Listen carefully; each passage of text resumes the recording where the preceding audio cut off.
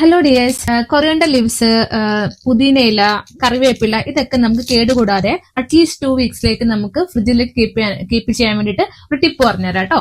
First of all നമ്മൾ ഇതിന്റെ വേര് വരുന്ന ഈ പോർഷൻ കട്ട് ചെയ്ത് കളയുക. ഇത് ഫുള്ള് ഞാൻ കട്ട് ചെയ്ത് കളഞ്ഞിട്ടുണ്ട്. അതിനുശേഷം ഞാനിത് ഇതുപോലൊരു ക്ലീൻ ചെയ്യുന്ന എന്താ പറയുക വാട്ടർ സ്പിന്നർ ആണിത്. നമ്മുടെ ബെറീസും അല്ലെങ്കിൽ നമുക്ക് ഇലകളും സ്പിനാച്ചൊക്കെ സ്പിൻ ചെയ്യാൻ പറ്റുന്ന ഒരു പാത്രമാണ് ഇതിൽ കുറച്ച് തണുത്ത വെള്ളവും പിന്നെ ഒരു 2-3 സ്പൂണ് വിനെഗറും കൂടെ ഒഴിക്കുക. അതിനുശേഷം നമുക്ക് ഇങ്ങനെ കുറച്ചു നേരം നമുക്ക് അതിൽ വെക്കാം. ഇത് അടച്ച് നന്നായിട്ടൊന്ന് മിക്സ് ചെയ്യുക. അതിനുശേഷം ഒരു ടിഷ്യൂ പേപ്പർ എടുക്കുക.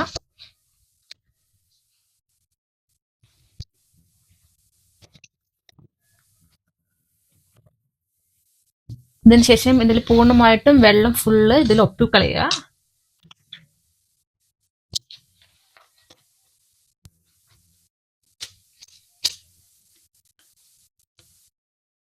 പിന്നെ ഇത് സ്റ്റോർ ചെയ്യാനായിട്ട് നമുക്ക് ഒരു പീസ് ടിഷ്യൂ പേപ്പറും കൂടി എടുത്തതിന് ശേഷം ഞാനിത് ഒന്നും കൂടി ചെറിയ കുഞ്ഞു കഷ്ണമായിട്ട് മുറിച്ചിട്ടുണ്ടായിരുന്നു കേട്ടോ, എനിക്ക് എടുക്കാൻ എളുപ്പത്തിന്. എന്നിട്ട് ഓരോ ലെയർ ഇട്ട് കൊടുക്കുക. അതിനുശേഷം പിന്നെയും ഓരോ ലെയർ ടിഷ്യൂ പേപ്പർ വെച്ച് കൊടുക്കുക.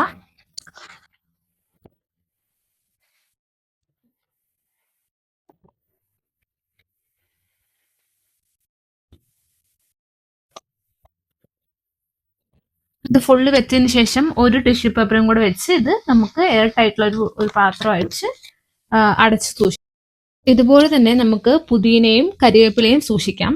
പച്ചമുളകും ഇതുപോലെ തന്നെ നമുക്ക് ടിഷ്യൂ പേപ്പർ വെച്ച് സൂക്ഷിക്കാം. പക്ഷെ പച്ചമുളക് വെക്കുമ്പോൾ അതിന്റെ ഞെട്ട് അടത്തി കളഞ്ഞ് സൂക്ഷിക്കുകയാണെങ്കിൽ അതും ഒരുപാട് നാള് ഫ്രഷ് ആയിട്ടിരിക്കും കേട്ടോ.